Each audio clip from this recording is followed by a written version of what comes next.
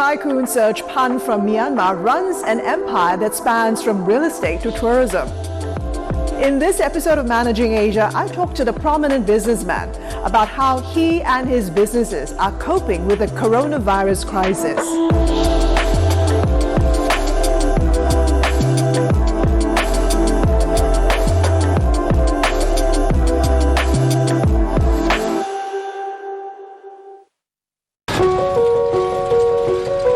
In Myanmar, when it comes to business, Serge Pun is almost legendary. From founding one of Myanmar's first public companies in 1992 to building an empire that's regarded as one of the leading companies in the country. His colorful, bumpy road to riches is the stuff of inspiration. You do the right thing, you build up trust, you honor what you say, and money will follow you. With businesses from real estate to banking to retail to solar energy, Pun is powering ahead despite the pandemic. Overall, Myanmar has been spared quite a bit. We have had a few spikes, but so far it's well contained, and the government is doing a great deal to contain it. The native of Yangon took early steps to lend a helping hand. We started actually in February, way before it became very serious, to realize that there is a problem with loan borrowers, particularly SMEs, having the ability to repay on time because of the sudden drop of their revenues and so forth. So in February, we offered all our SME borrowers a holiday in terms of principal repayment, and that was then extended after 3 months. COVID-19 is dealing a severe blow to Myanmar's economy. The World Bank projects growth to drop to 0.5% in 2020 from 6.8% the year before. COVID has sort of done one thing to all of us, and that I think is across the board to all corporations as well as individuals. And that is, it has compelled us to think again what we're doing, okay? Whether we're doing it the right way, whether we can improve things, and particularly in some areas where I think the threat of survival, existential sort of threat, is so prevalent and is right at your face.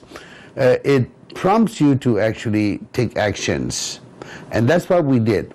So in that sense, that again prompted us to look at cash flows very seriously.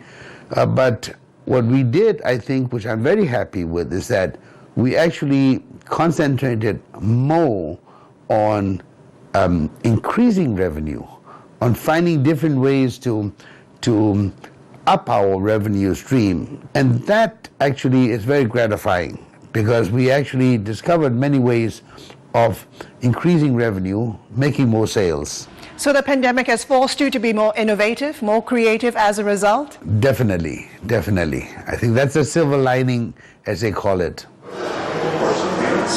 In the quarter ending June 2020, Yoma Strategic Holdings, which runs everything from real estate to F&B to financial services, saw group revenues rise 3.2% to $19.2 million. With the exception of the tourism business under Memories Group, the rest of your other listed companies under Yoma Group managed to grow revenues and profits. Where do you see business conditions for the rest of the year? Does it look to you that the worst is over? I don't think the worst is over, to be honest. I think the worst might come again, particularly if there's a second and third wave. And the biggest concern, of course, is having an outbreak of the pandemic across. But I am optimistic and hopeful that will not happen. Okay, so overall, I think for our businesses, we're fine. We're fine in that we have the foundations well built to sustain any sort of challenges, particularly temporary challenges. I think, as you know, people are the most important element in a corporation. And when you have people with the right mindset, I don't think you need to be too worried about the unforeseen sort of challenges that might come your way. So when it comes to revenue and profits for the rest of the year, how does it look to you? I think it looks good. That's all I can say. It looks good. Since the National League for Democracy, or NLD, came into power in November 2015, you've been rather vocal about the lack of economic reforms in the country. Are you seeing any evidence that the pandemic is pushing the Suu Kyi government to act more quickly? Yes, there's no doubt that the pandemic has actually prompted the government to push and initiate many of the large multi-billion-dollar infrastructure projects to start. That's very clear. In the last 6 months, that has been very high on their agenda, okay, of economic activities. So the answer to that question is yes, the NLD government has actually moved the game up in terms of economic reforms, particularly in the infrastructure building sector sphere, which makes me very happy, elates me, because these investments have a far more sort of far-reaching benefits and consequences than a simple sort of investment. You know, they would bring a multiple sort of a volume of economic activity because of the availability of the correct and required infrastructure. So that's good. So yes, I think they have moved the game up. In terms of economic reforms, one of the areas the government is trying to fix is the energy sector, inviting tenders recently for solar power projects. As part of Yoma Micropower, you yourself have built 250 mini solar plants within the country in some of the off-grid rural areas. As part of the private sector, what role do you see yourself playing in helping the government solve the country's power shortage problems? Well, when we do something, we always hope that we'll do it right, we'll do good, and we become the number one, number two of the industry. That has always been the sort of guiding policy of our businesses. So if you're asking me how big a player we want to be, yes, we want to be a major player in the solar and renewable energy sector. The mission is very clear, and we will continue to roll out as many as 2,500 mini solar plants, mostly off-grid, in the coming year, and that's a 10 times goal. We did 250 last year, and we're hoping to do 2,000 plus this year, so that going 12 months from now. So it's a very ambitious plan, but we believe we have these adequate capital and the adequate human resource as well as technology backup to accomplish that. What are the returns like in power generation? Give me an idea of how long it takes to break even and generate reasonable profits. Well, this kind of question is supposed to be trade secret, but I guess the industry is so common and known, it doesn't really matter. I think infrastructure projects are normally long-term projects. Okay? They're not a quick win sort of high return. They are steady returns that could take anywhere from 8 to 10 years for your investment to be paid back. Meaning to say they're probably in the 8% to 12% IRR orbit. So we're comfortable with that, and that's basically how infrastructure projects are. So do you see power generation in the future being a critical revenue driver, a growth pillar for the entire group? I hope so.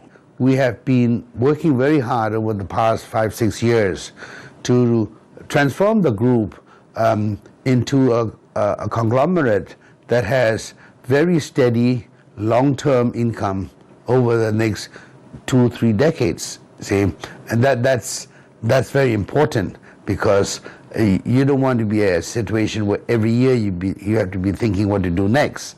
You should build a business where it will go, on basically remote control, and that it will generate steady income, steady stream of income over a long period of time. And you improve upon that, and you build upon that. And that's our mission.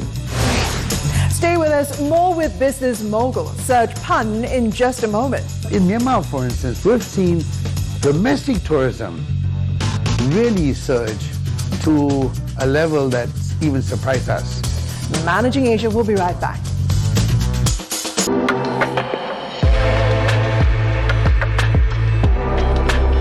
From scenic hot air balloon rides over the Bagan Plains to the massive 652-acre Panglai luxury estate, Serge Pun and his son Melvin run a sprawling empire built on business savvy and an ability to spot trends. One of their latest moves to buy over the controlling stake of mobile financial services provider Wave Money. Well, Wave Money was one of the main beneficiaries, I would say, on COVID. The amount of customers, account holders in Wave Money have just skyrocketed. Yoma Strategic will be buying a majority stake in Wave Money, and therefore it will become one of our main pillars of our business plan. COVID-19 has also hit international travel, and your tourism business under Memories Group is now under a lot of pressure. But you still say you're bullish on the tourism sector. Talk to us about the silver lining that you're seeing. My optimism is based on some very fundamental rationale. Can you imagine that the business of tourism, can you imagine that people will henceforth give up traveling? Can you imagine them saying, I never want to go on a holiday again? That's not going to happen. People would want to continue to travel the minute they are capable of doing so or allowed to do so, because that's fundamental. Everybody wants to go somewhere. So the tourism business will not die, that's for sure. Okay? In time, the international tourism business will revive. When do you see that happening? Well, I don't know. Honestly, I don't even want to speculate. But Do we need to wait for a safe and viable COVID-19 vaccine for the international tourism business to recover? Absolutely. I think without an effective vaccine, it's very difficult to convince people that they are safe to go around. Okay?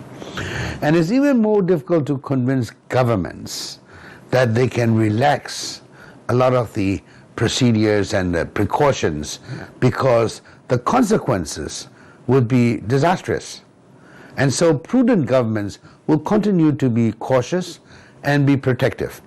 But in Myanmar, for instance, we've seen domestic tourism really surge to a level that even surprised us. Hotels that we thought would be empty for a long time in our portfolio suddenly has got better occupation rates than pre-COVID. So I think that says a lot. As a group, you've always had a significant exposure to the real estate sector in Myanmar. Despite the sluggish property market, your recent residential development, City Loft, saw an uptake of more than 80%. What are you doing differently that drew such strong buying interest? Well, in short, Christina, I think we did something right. And that was probably 2 years back, when the whole market was sort of icy cold and sales was difficult across the board for everybody. We believed that the only way to overcome that was not hoping for better government policies or tax breaks or other external factors. The key was to find what the affordability level was in this country and to produce something that is in that affordability bracket.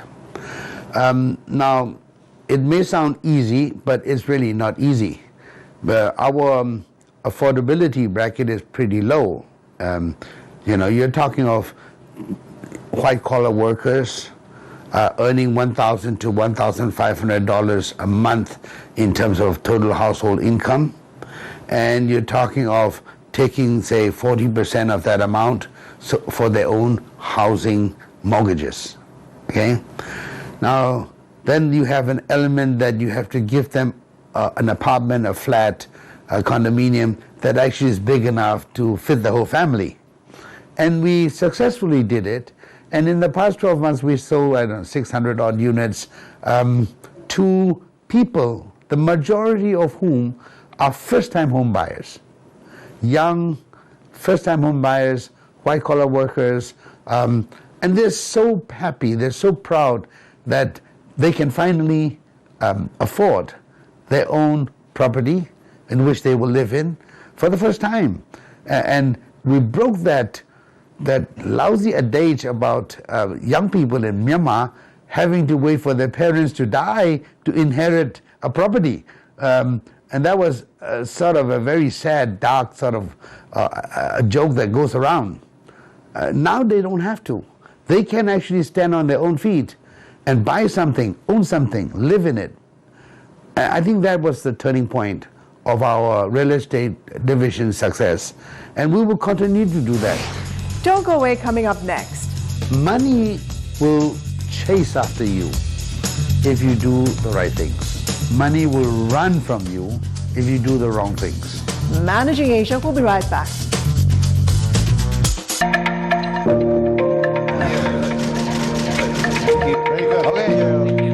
Serge Pun called it a natural marriage. We're both family-led, and of course there's one more element. The chemistry between the families have been excellent. In a high-profile deal late 2019, Philippine billionaire Jaime Augusto Zobel de Ayala placed a big bet on Pun's companies, Yoma Strategic Holdings and First Myanmar Investment. Worth $237 million, it was the largest direct investment made by a Philippine company in Myanmar. Ayala's reputation is pristine. We are very, very conscious of partnering with people who have similar values, who value their reputation above everything else. Called Burma's Mr. Clean, Pun's reputation and international exposure makes him a go-to guy for overseas firms seeking to invest in Myanmar, a bridge between worlds. As a young company that is building up, the common shortfall is always capital. You never have enough capital to implement your aspirations. So the $200 odd million that came in with the investment of Ayala Corporation is very, very precious for us. You know, it's very impactful for us. And of course, outside of that investment in our two companies, they also directly invested in our energy business. And going forward, I see there's the possibility of us doing a lot of things at the entity level on different projects as these opportunities emerge. Yoma Bank, one of the financial lenders you founded in 1993, also attracted investor interest from the likes of Singapore's GIC and World Bank's International Finance Corp. How does it feel like to have such strong institutional investors as your shareholders? To what extent has it helped you open doors and opportunities? Well, the biggest thing I think I can say is that they have upped our game in corporate governance. They have upped our game in basically compliance issues, governance issues, and that over the long run I think it's the most valuable part.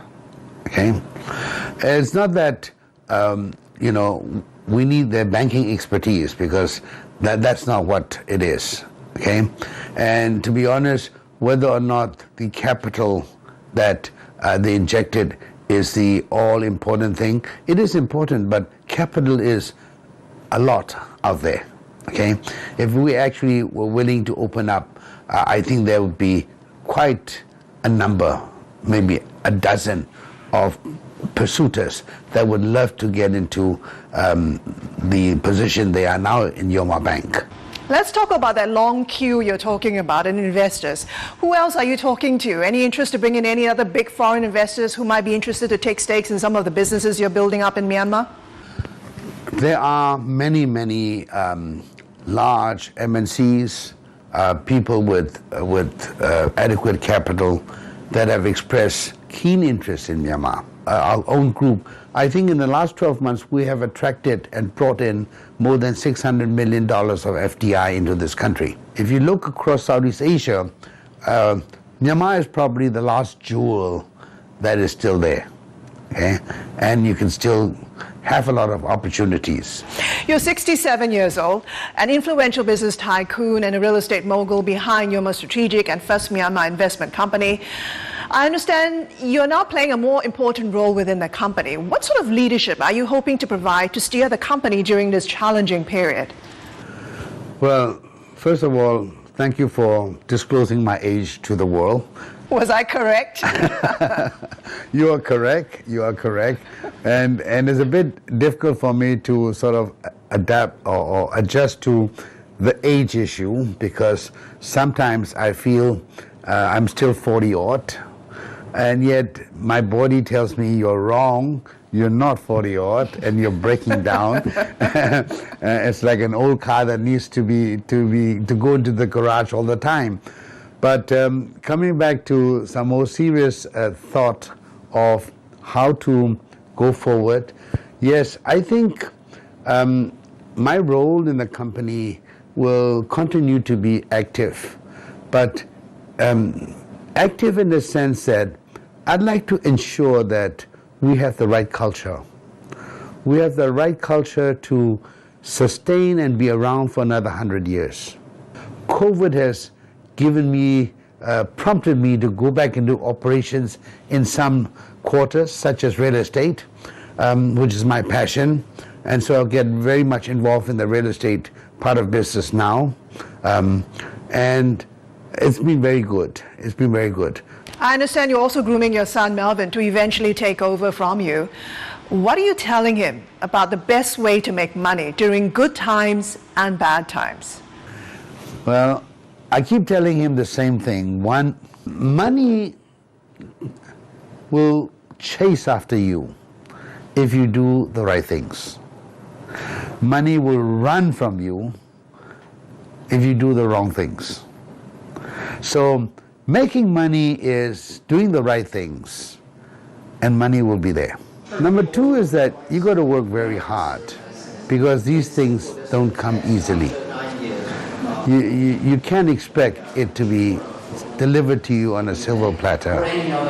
He must build that bond with his people before he can expect to be successful.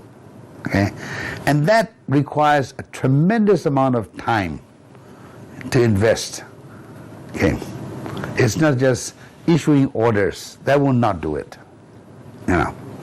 So hopefully that will rub onto him. And finally, you first started out in real estate, then went into banking, healthcare, tourism, power, consumer-related businesses.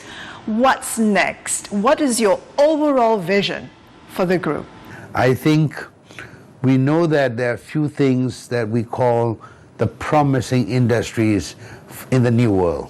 Okay, one is digitalization. Okay, AI, basic financial services will be a prerequisite to make any economy turn. So that is something, of course, that's promising. But we're already in there, right? Real estate will never go away. So we're already in there, okay? Other than that, what's going to come, we'll see. They will come at the right time. And sometimes when they come, we're not ready, we can't take advantage. So we hope to be ready when these opportunities come. Spoken like a true businessman. Sir, thank you so much for talking to me. Please stay safe and well during this time. You too. Thank you very much. And that was Serge Pun, Executive Chairman of Yoma Strategic Holdings and First Myanmar Investment. Do join me again on the next Managing Asia as we continue to put the spotlight on leadership during this coronavirus crisis. I'm Christine Tan. Thanks for watching.